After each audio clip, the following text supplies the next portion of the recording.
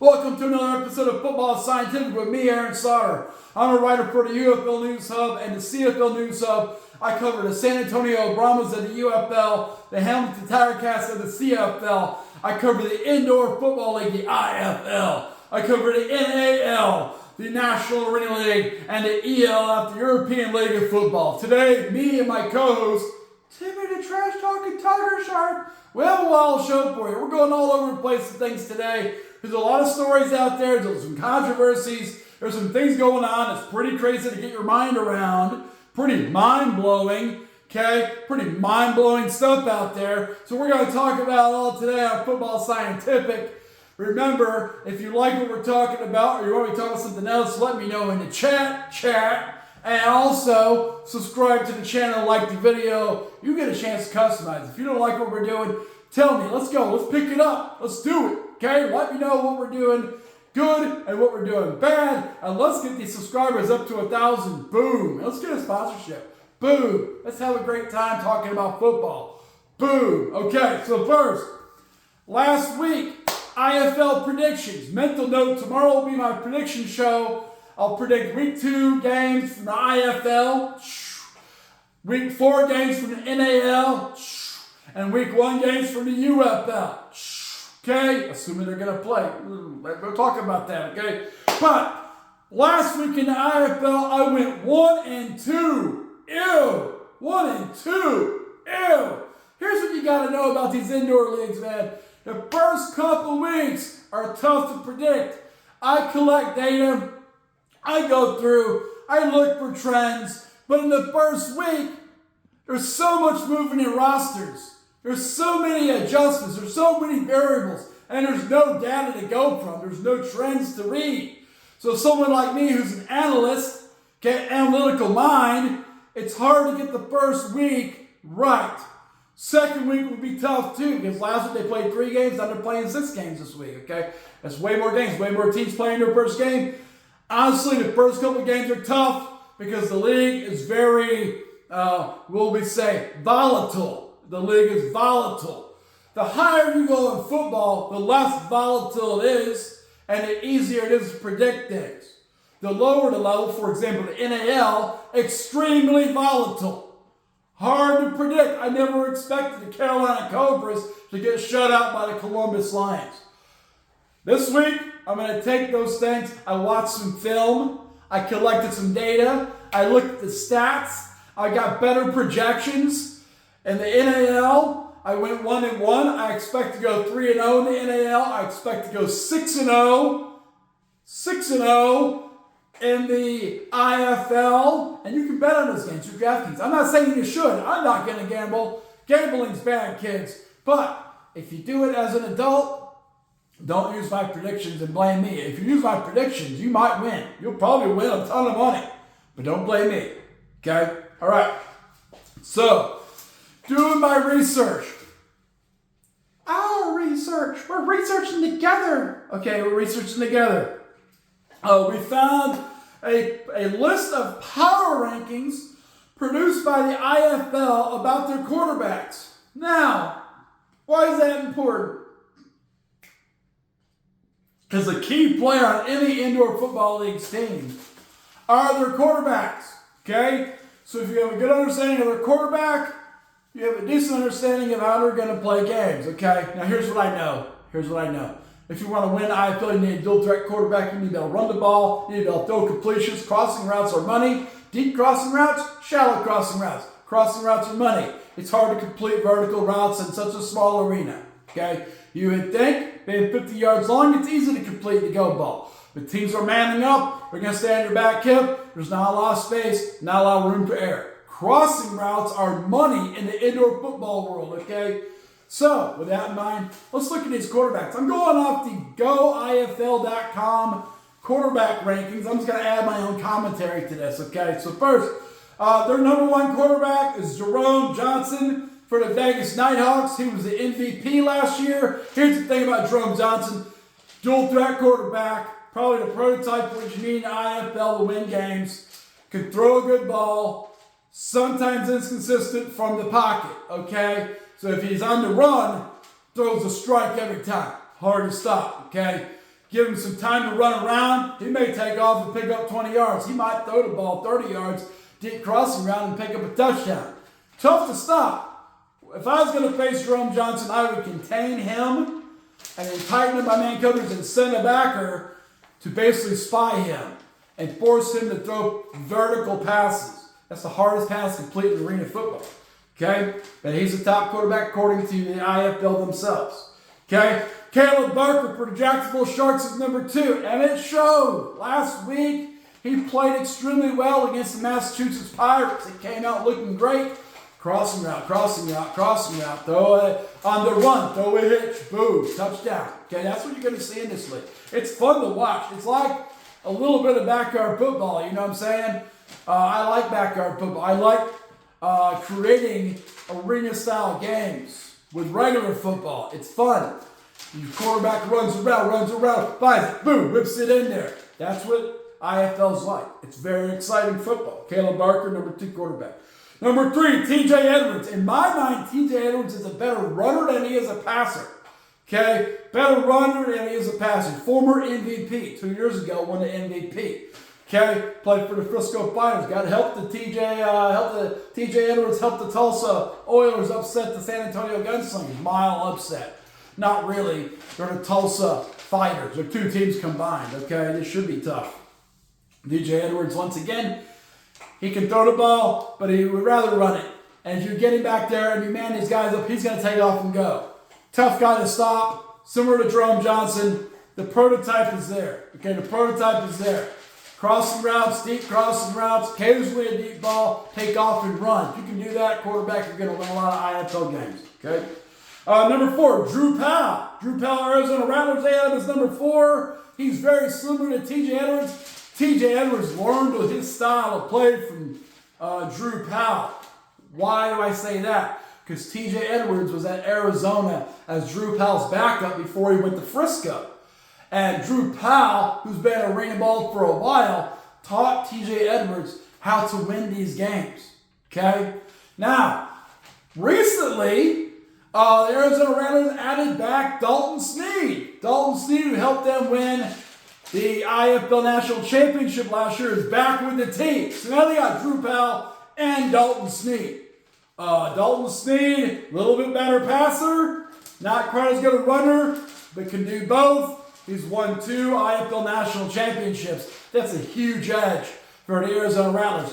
Put TJ Edwards and Dalton Sneed together, which is probably illegal, then they're probably better than Jerome Johnson in my mind. Okay? Next, number 5 is Nate Davis from the San Diego Strike Force, probably the best raw passer in the game. Raw passer. He's great at hitting the deep crossing routes. He's great at he's very good at hitting the deep vertical routes. Okay, that's the guy who can throw them. He has good accuracy down the field. Not so good in the short stuff. But he has a good release down the field. Throws a nice ball. Strong arm. Little strong on the underneath. Throws it too hard, I think. Okay, that's probably why he's in IFL, not in NFL. Plus, he's old.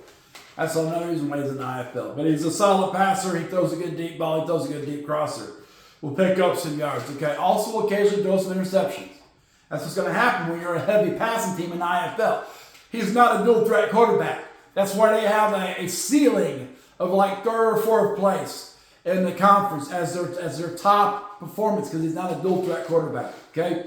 Next, Josh Jones from the Northern Arizona Wranglers. Came out last year with Northern Arizona, split some time with another guy. They started off slow. Josh Jones really stepped up and showed he was a good passer and a dual threat quarterback. He leaves the Northern Arizona Wranglers and goes to the Bay Area Panthers. They already know what it takes to win. They've won an IFL National Championship. Okay, so they know they got a guy that can help them do that again. He's going to make it tough in the West, man. He's good. He's going to fit right in with Jerome Johnson, TJ Edwards, Drew Powell, Dalton Sneed. I don't think he's as good as those guys. I think his accuracy's off. But I think he's on the same level. He does the same stuff, okay? Max Mailer for the Green Bay Blizzard. Maybe the best quarterback at being efficient. I would not say Max Mailer is not the best runner. He's not. He can run a little bit, He's not the best vertical passer. I will not see him complete very many deep balls. But he gets the ball out quick, especially short. It's kind of opposite of Nate Davis. Nate Davis, not going to run the ball. Throws a great deep ball. Deep crosser will hit it all day. Max Myler throws the quick ball really well. Can run the ball. Boom. Can do a little PRO, pass run option. Throw the pass, whoop, take up yards. Okay, he's good at that. He knows when to get on the ground. He's pretty smart. Okay, not a great deep ball guy. I will say great at shallows, shallow crossers, not great at deep crossers. That's his limit, and that's where he got in trouble last week at Quad City, as he couldn't hit those passes downfield. So if he's not just chipping away at you, it's going to be hard for him to score. He doesn't throw a great deep ball. Okay, number 8, Daquan Neal from the Quad City Steamwheelers. In my mind, he's a poor man's Drew Powell, poor man's TJ Edwards, meaning he has the ability to run. He ran in that game against Green Bay. He has the ability to throw a good crosser and a deep crosser. He throws a decent deep ball. He's previously been an MVP. I think he's kind of on the downside of his career, but he played well enough last week for Quad City to get a home win. We'll see if we can do it again in Massachusetts. Massachusetts seems to be a mess right now. A lot of turnovers for Massachusetts. If Daquan Neal can just come out and put a solid game together, they may get another win. And that'd be a big road win. Okay? Number 9 is Jorge Reyna and Malik Henry for the San Antonio Gunslingers. I watched that game. Here's the thing that happened. First half, San Antonio kind of looked like San Antonio. They're not completing the passes Sam Castronova completed. I said that was a problem. They do run a little bit, but their accuracy is not that great. They hold the ball too long. They're guys that have been backups in Vegas and other parts of the league, and they look like backup quarterbacks.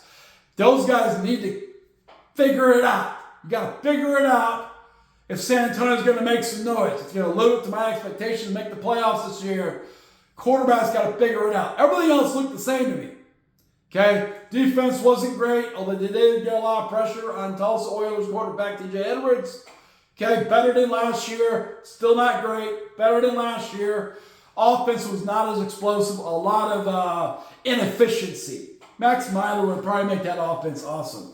They need him. Jorge Reyna, Malik Henry, they seem hesitant. They look like backups playing starting quarterback, and they are. They are backups playing starting quarterback. They got to figure that out, or they got to make a move. I would love to see Max Myler go to San Antonio. He's not from that part of the country. He's from Wisconsin. So he fits in Green Bay. But it'd be cool to see him down there. I think he'd do well in that offense.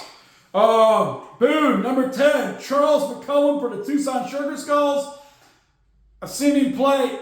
He's a good play action guy. Run. Good play action guy. Not a throw threat guy. Can throw a decent ball for the wide open downfield. Limited. I would say he's limited. He'll throw some screens. He'll throw some quick things. That's not big yards in the IFL. Okay? He's probably going to have to throw some deep balls, but he throws a lot of interceptions because of that. They're going to open up at the Arizona Rattlers. They may come out and beat the Rattlers, and that would be crazy. I might look bad here, but I think Charles McCullum is a top 10 quarterback in the IFL. I don't know. I'll see what the other guys are like. Number 11, Jaya Wright for the Fisher's Freight. Okay? Another guy's a backup. He's been a backup. He doesn't have a lot of starting experience. He's coming in to Fisher's Freight. I think their offense is going to start slow. I think that'll be their limiting factor. They're going to have a good defense. Offense will start slow. They're going to be like the Tulsa Oilers the first 2 years before the Frisco Fighters showed up. And they're going to be trying to grind some games out. I think they'll win a couple with that way. But I don't think Jaya Wright's the guy. I think he's just a guy right now. Okay? Massachusetts Pirates, they had, a couple of good quarterbacks the last couple of years. Those guys are no longer there. Now you got Kenshi Bahar and Aeneas Davis, and those guys kind of feel like backups to me. Their timing was not good. Their timing was not right. If they play like that this week, they're going to lose to the Quad City Steamwheelers. Daquan Neal played better than Massachusetts Pirates quarterback. They threw a lot of picks. They were down 32-7 at one point in time. I mean, it ended up being like a 46-26 game. But they were down huge. And then Jacksonville kind of let up. Okay, those quarterbacks did not seem good to me. And their running game with Pooka Williams, it's all right, but it's not going to make up for bad quarterback play. He's not Jimmy Robinson. Okay. All right. Number 13, Niall McLaughlin and Joaquin Calaro for the Iowa Barnstormers. If I don't know your names, you're probably not great. Sorry. These guys feel like backups. I got Iowa as the bottom team in the league. IFL has their quarterbacks as near the bottom in the league. It's just new guys coming to the league. It's hard to transition to this league. Windows are tight. You got to hit a crossing route. You got to hit a deep crossing route. You got to run the ball. It's hard to figure it out. Last year, Quad City quarterbacks never figured it out. They replaced the quarterback. Okay, number 14, the last quarterbacks in the league is Christian Arabide and Roman Frazier for the Northern Arizona Wranglers. Now, they're last because, once again, their backup guys are guys I've never heard of. They're trying to lead the offense. They did that last year. Josh Jones was an unknown that came in and picked it up. He got good as the season went on. He started slow, got better as the season went on. These guys, they're rated low, real low. But they might get better as you go. Also, Northern Arizona tends to build a good team around their quarterback. So because they have a good plan, they have a good team, these guys will start getting better. They're going to start off rough, I think. I think they'll start getting better. So that's the quarterbacks at IFL. I'll be using that as part of my research to predict these scores tomorrow. All right. Next, I've talked a lot about the IFL, the NAL, the UFL, the CFL, the NFL. But I saw an interesting argument this week, and that is with the UFL having so many issues with the players and the striking and the coaches leaving, and it seems to be dysfunctional. So a lot of people started saying, you know what's better than the UFL? The ELF. And I have not heard people say that before. I've heard a lot of people say, what's the ELF? But here's the thing. The ELF's going into its 5th season. It's past the growing pains of the UFL. They've had teams fold. They've had this happen. They've had roster, issues. But they're a very solid league right now. They've caught on. They got a good financial plan, and they're coming along. So I want to give this some airtime. And that's going to start today. They start playing here in May. So I always want to go over the divisions. You may not be aware of these teams, okay? So first, there's 4 divisions this year. It's not always been. Every year it kind of changes. They switch the teams up. But this year there's 4 divisions. First, in the North Division, we have the Nordic Storm. They're a brand new team from Denmark, but they're not brand new. They picked up the quarterback from the Ryan Fire, who were the best team in the league the last years, won back-to-back ELF championships. They picked up their quarterback, and they picked up Glenn Tunga, who's the best running back in the history of elf football. They also picked up John Schupp as their coach. They have everything you need to be a championship team in their first year. They're basically the Ryan Fire from the last couple of years in Denmark. Nordic Storm. Sound like the Ryan Fire. I got the Ryan Fire as a number 2 team in the North Division. So you get the Nordic Storm, newbies, but they're not going to play like newbies. They got all the playmakers there from Ryan. The Ryan Fire are going to reload, in my opinion. Now they up until 2 years ago, they weren't very good. They were a 500 team. Okay, then they got Glenn Tunga, they got John Schupp, they got J.J. Clark, and they blew it up and won 2 back-to-back championships. Looked really hard to beat last year until Madrid got a hold of them, okay? Number 3, I got the Berlin Thunder in the North. This is where I think they'll place this year. Number 1, Nordic Storm. Number 2, Ryan Fire. Number 3, Berlin Thunder. They struggle offensively because they got a new OC. Okay, they got a new OC from the Canadian Football League, Sam Rita, and he might help them turn it on. Right now, I got them as number 3, and they have a tough division. That's a loaded division. And then number 4 is the Hamburg Sea Devils. When they had Glenn Tunga, they were one of the top teams in the league. They went to the championship game twice the first 2 years of the league.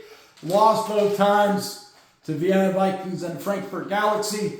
Okay, but they struggled since then. It's losing Glenn Tunga. Glenn Tunga is a major player in the ELF. That guy's a great running back. A bit of a cocaine problem.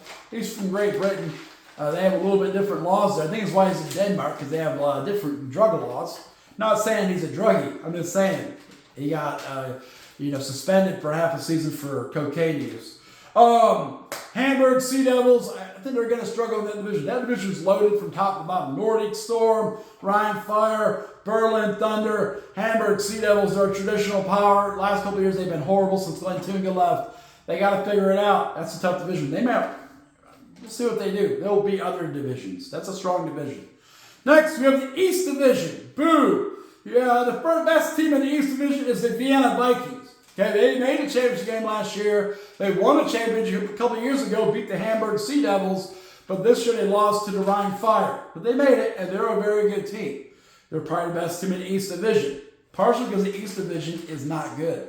Okay, number 2 is the Wrocław Panthers. They go by Panthers Wrocław. In Polish, it means a little something different. You're going to say Wrocław Panthers, so it's Panthers Wrocław. They're good. They're going to be better than they were last year. They have a good linebacker, A.J. Wentland.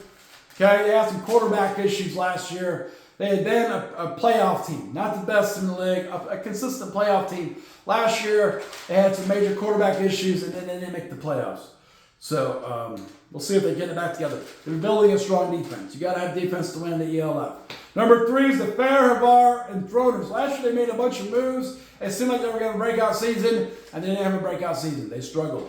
Fehérvár, I think it's hard for them to get players. It's in Hungary. It's hard to get players in Hungary that are good. Who wants to go to Hungary? It's hard to find players to come to Hungary that want to be great football players. It's not a fun place to be, I don't think. Okay, number 4, Prague Lions. They're from the Czech Republic. Okay, kind of like the Fehérvár and Throners, just not a hot spot. You don't ever hear, I'm going to go to the Czech Republic for vacation. Nah. I hope I don't get killed in the Czech Republic. It sounds more like that. Czechoslovakia. These all have a bad connotation. For American players that want to go there, you think to yourself, Czech Republic? Prague? Prague Lions have struggled to get personnel. They have a lot of locals, and that's not a good sign for the Prague Lions. I think the East Division is going to be owned by the Vienna Vikings. Panthers may have a chance to fight for a playoff spot. Okay? West Division. You got the Stuttgart Surge, who were once one of the worst teams in the league, but the last year they got in quarterback, last name Hennessy, that's not an alcohol, and he's blown it up, and they keep going to the playoffs. They keep getting a bye. They keep going. They won a championship, I'm pretty sure. They also went 0-0, 1 year. So they do that up and down a little bit, but right now they're on an upswing. Boop, they're very good. In the division, it's going to be a tough matchup, are the Paris Musketeers. Paris Musketeers are led by quarterback Zach Edwards. He used to be the quarterback of the Barcelona Dragons. Always made the playoffs, always lost in the playoffs. What did he do last year at Paris? Made the playoffs. They were a wild card team and then lost to the Rhein Fire. Okay, boom, out. Okay, so it's consistent. He's a great regular season quarterback. He comes up short in the playoffs. Okay, number 3, the Frankfurt Galaxy are on the downswing. They won, I believe they won the first ELF championship. They're from the old NFL Europe, from the World League. Frankfurt Galaxy, awesome name, awesome logo, feeling good. Great fan support, okay? But they've had a downswing since winning that ELF championship. The other teams are getting better. It feels like Frankfurt's not getting better. They need to get some more talent from the GFL, the German Football League, okay?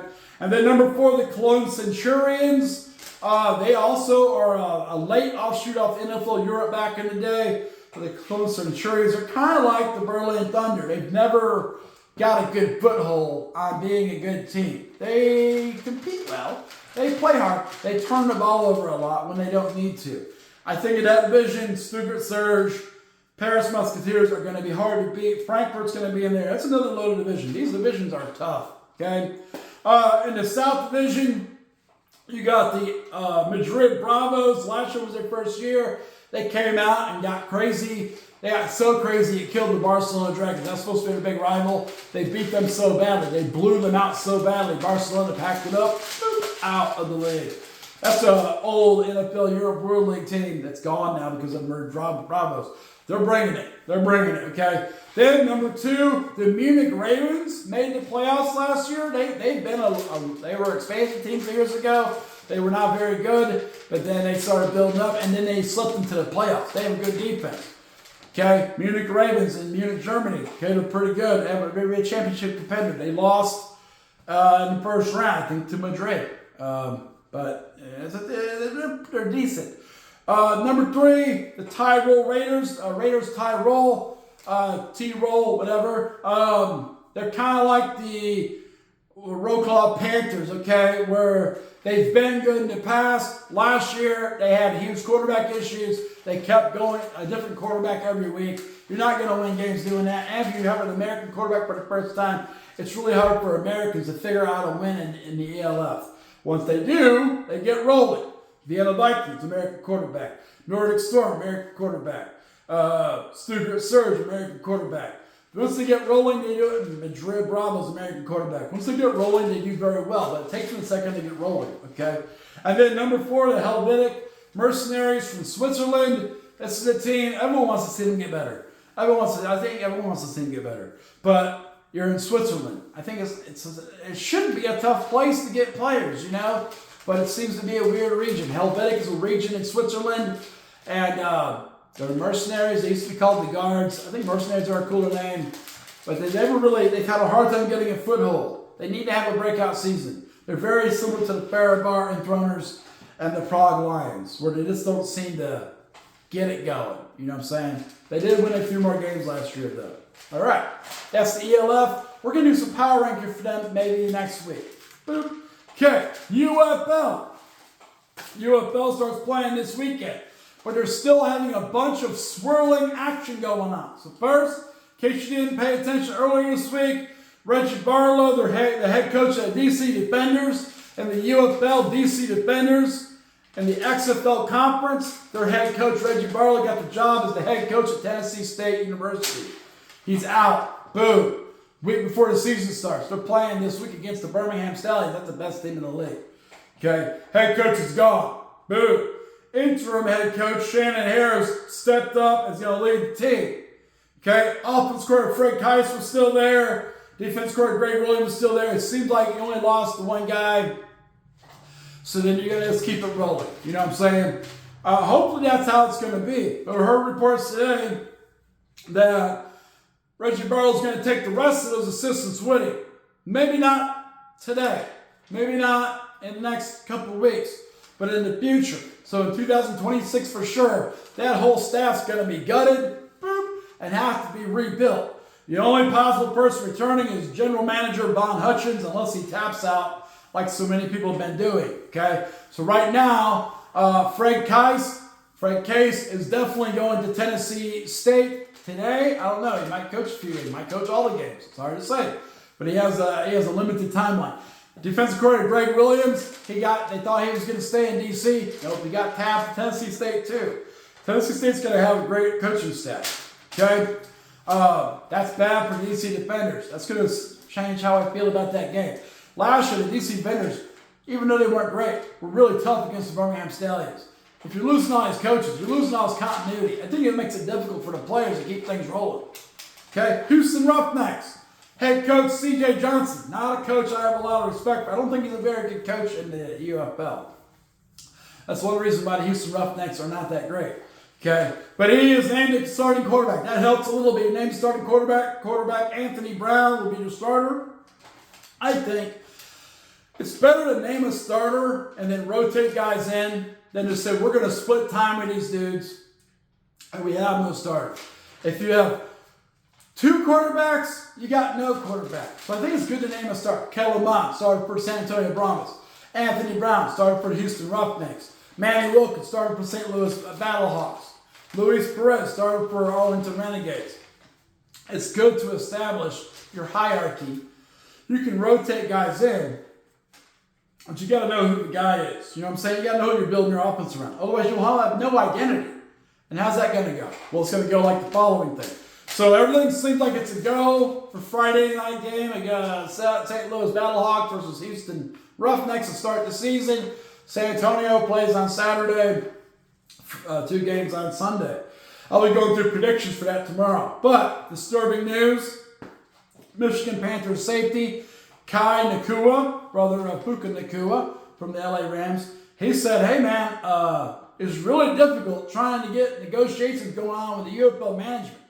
They're very resistant to helping us get more money in health care. Okay? So that's bad. The players are still moody about this. It's going to kill the league if they get what they want. Sorry, I'm not trying to side on management's side, but you know you're in a developmental league, guys. You're in a league that's trying to get it going. The ELF never fell apart because the players were never selfish. The management was not selfish. They knew their business plan, okay? These guys do not know the business plan. So they're saying now, it's been hard to negotiate. Yeah, because the UFL doesn't have any extra money. They need people to come to the game. There's like 2,000 seats sold for the Houston Roughnecks game against St. Louis. That's real bad. How are you going to make your money? TV contracts and attendance. Well, I don't know. Players want more money, but you gotta make money to get money. You know what I'm saying? They're hoping they have a deal done by Friday. Here's the disturbing part. They're saying we hope we have a deal done by Friday. Our only leverage is to not play, which means if the UFL doesn't make a league-killing agreement by Friday, the players may just sit out the first week, and then all these games are for naught. And that makes me less apt to want to support the UFL because these players are selfish, man. The players are selfish. They don't understand the big picture. You can complain about not getting stuff, but if you do, you get what you want. You don't have a league to play. You get nothing then. You get nothing. You don't even get the $55,000 you're going to get. You get nothing. That's what they're looking at. They don't see it. They can't figure it out. They're football players. No offense. I was a football player for a long time, but I'm smart. Chemistry degree, understand physics, got a business mind for business. Okay, those guys have nothing like that. That's why the UFL is like negotiate. We have nothing to negotiate with, man. Just play the games. Move on to the NFL. Get paid more there. Okay, so let's hope they don't sit out. That would be lame. After all this coaching strife and all these issues, to sit out. I'm just going to pay attention to the IFL and CFL then. NAL. ELF. The UFL is not the only game in town, guys. You got to know your role. The rest of these leagues do not whine and complain all the time, and they play more games than the UFL. Okay, Canadian Football League. Now, this is the spot. Canadian Football League's been around for a long time, 80-some years. You're not in the current court. So, they're more established. During the offseason, the CFL PA, the Players Association, had players fill out a survey about the amenities that teams give you, the environment of the teams. Foods you get, family, treat your family, housing situations, training room situations, all those things were graded. Coaching staff, ownership, all those things were graded. And the Calgary Stampeders graded out really poorly. Hamilton Tiger-Cats were the top team in the league for amenities. Playing for Hamilton is the best place in the league to play in the CFL. Okay, Toronto's probably close to the top. They're owned by MLS. They know how to treat their players. Okay, Calgary Stampeders don't know how to treat their players. Their food is horrible. They weren't providing meals the way they should. You should provide 3 meals a day for your players in season. They weren't doing that. At least the ones that were given were not good. So Calgary Stampeders could have said, like the UFL management, we're not going to do anything about it. We'll drop you and we'll pick someone else up. But they decided to get with the Calgary Flames of the NHL, a major league team, a top in the league team. I think the CFL uses a major league in Canada. Okay? They went to the Calgary Flames and they partnered up to get better food service. That's cool for players. That's good to hear. Your voice has been heard. That's good. Okay? Hamilton Tiger-Cats are always late with their announcements. Last week I reported that they signed American defensive lineman Tyshawn Render. They're always about a week behind. I wrote an article about Tyshawn Render on CFL News Hub. They announced him yesterday that they signed him. But I have a full article. It's been for a week on CFL News Hub. Check it out. Okay, here's a controversial thing. The Saskatchewan Roughriders, according to 3 Down Nation, added NFL quarterback Trey Lance, who's with Dallas right now, to their negotiation list. Now, if you're aware of the CFL negotiation list, it's like a reservation. It's a team reserving a player that could someday come to the CFL. It's their wish list. If that guy happens to want to come play for the league minimum, $60,000 Canadian, then we get first dibs on him. We get first dibs. And that's what Saskatchewan did. They put him on their negotiation list. He's on their wish list. They got first dibs in the league on Trey Lance. He has not left the Dallas Cowboys. But here's what's controversial. Adam Schefter, ESPN insider for the NFL, you think he knows what's going on. He reported that Trey Lance signed with the Saskatchewan Roughriders. I saw that in a tweet, and then someone responded to Adam Schefter and said, "Are you sure you didn't mean they signed him, put them on the negotiation list?" And he said, "No, they signed him." Boom. He was definitive. He thought he was right. He's not right. The CFL-CA never mentioned it. And they're the first to report on the CFL stuff. 3 Down Nation never mentioned it. They're always they're second to report on stuff. CFL News Hub is third. Okay? Got it? So no one reported Saskatchewan Roughriders signed Trey Lance. And here's what's happened. On some of these accounts on Twitter, I do some research to do that too. But there's some people putting out fake things and seeing who's going to pick it up. I think Adam Schefter fell into that trap today. He fell into a trap that he thought the Saskatchewan Roughriders signed Trey Lance. That Trey Lance left the Dallas Cowboys for the CFL, but he hasn't. He's just on negotiation list. He's on their wish list. So Adam Schefter, you got egg on your face today, bro. Okay, Calgary Stampeders. They mentioned CFL draft coming up. A lot of times in the CFL draft, the first couple rounds, you take a shot on guys. There's guys that you're going to draft that may get a chance to play in the NFL first, but when they're done, they get to bounce back. It's very similar to the negotiation list. Calgary Stampeders said they're changing their mindset, though. They need to win now. So they want now guys being drafted, guys who are going to get on the field for them this year, okay, instead of future guys, because they need to win right now once that coaching staff's out, and they won't have to worry about the future. Boom. Okay, today, other signings. Hamilton Tiger-Cats signed American offensive lineman Darren Paulo. He played at University of Utah. He played in 52 games for them, 2015-2019. He's 6'3", 320 pounds. He spent 3 years with the Detroit Lions in the NFL. He played 10 games for the Memphis Showboats last year. I'm going to write an article about him either tomorrow morning or tomorrow night or something.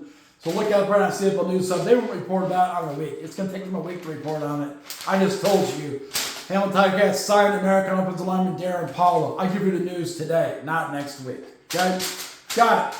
Hamilton Tiger-Cats also signed American offensive lineman Bryson Broadway, 6'5", 290 pounds from Dawsonville, Georgia, down the road here from where I'm at. Okay? He played at Georgia. He played at a couple of different colleges. He started his collegiate career at Eastern Illinois.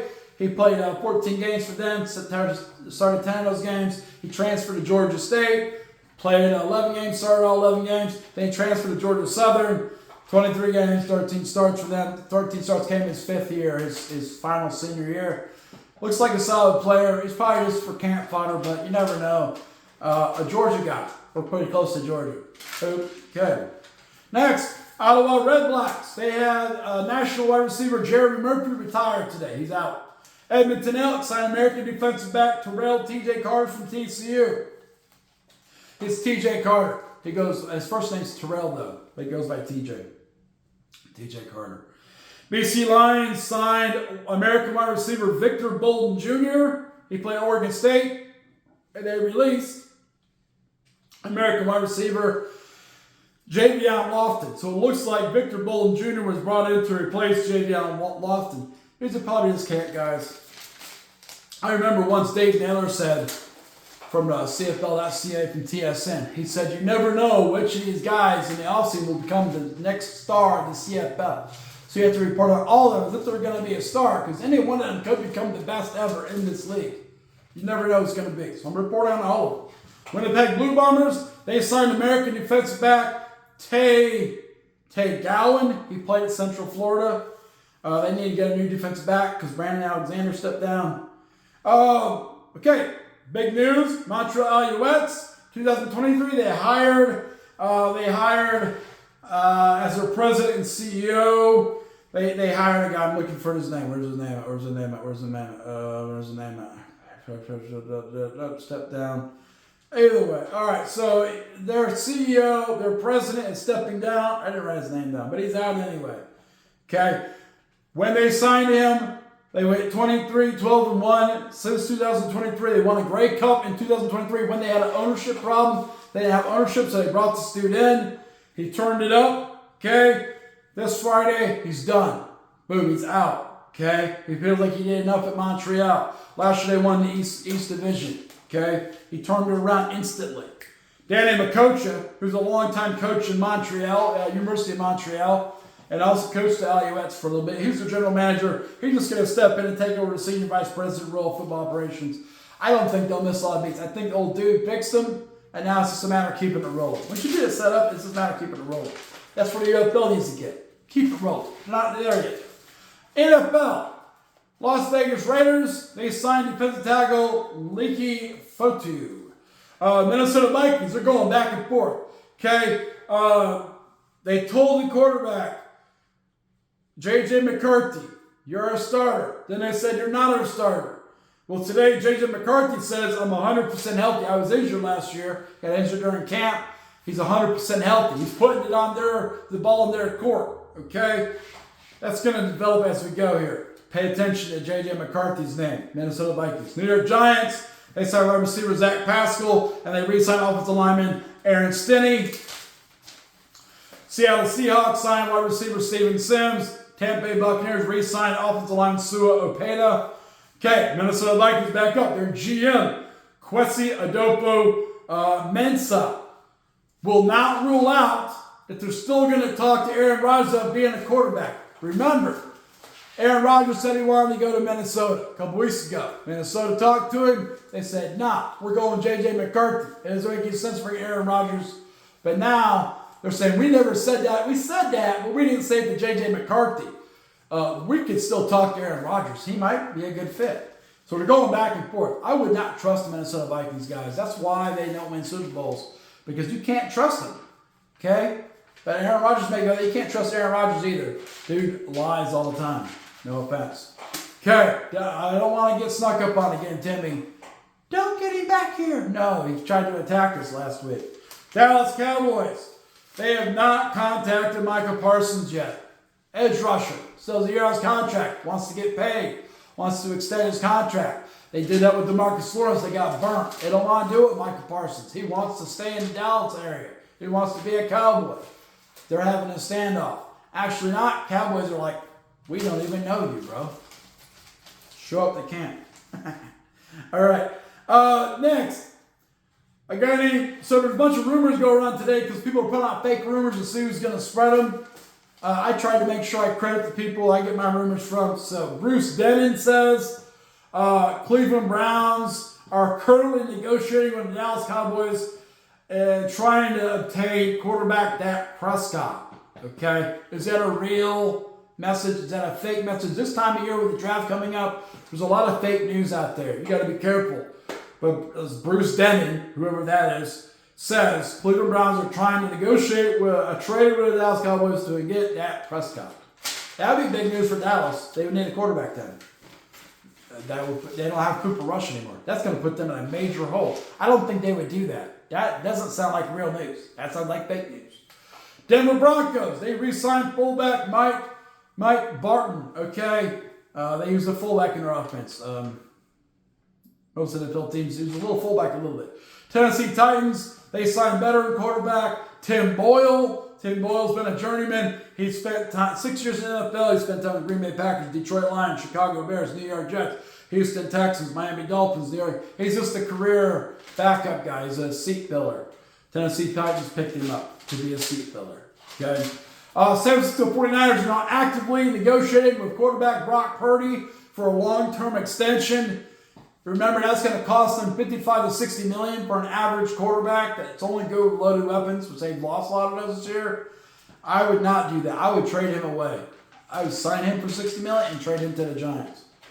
I don't think they're going to do that. John Lynch, Kyle Shanahan, it's not sneaky like that. But that's what I would do. That would mess with the Giants' salary cap. So they're going to mess their own salary cap up. New England Patriots, Las Vegas Raiders are showing interest in former Seattle Seahawks wide receiver Tyler Lockett. Remember, they released him. He's not been picked up. He's not like DK Metcalf. He's immediately picked up. Tyler Lockett's getting old.